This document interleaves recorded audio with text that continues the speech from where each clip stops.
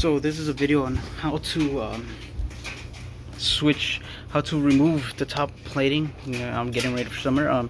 To access your motor to see if it's doing well, or change the belt replacement. In order to do that, you would have to remove 6 bolts. There's 3 on top and 3 on the bottom.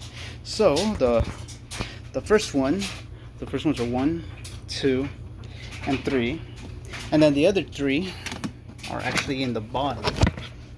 They're literally in the bottom of this. There's a hole right here on this side. There's 1, 2, and then there's the third one is gonna be in one of these spacings right here. It's gonna be this one, the third one.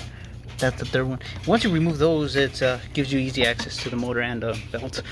The belt, for those who want to know, it's a 370 by 5M. The M just stands for the spacing between the teeth or whatever.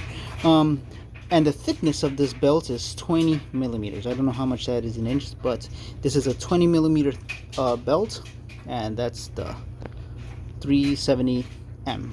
So yeah, that's how you remove this guy to check for the belt or replace belts for the Ryobi Dethatcher.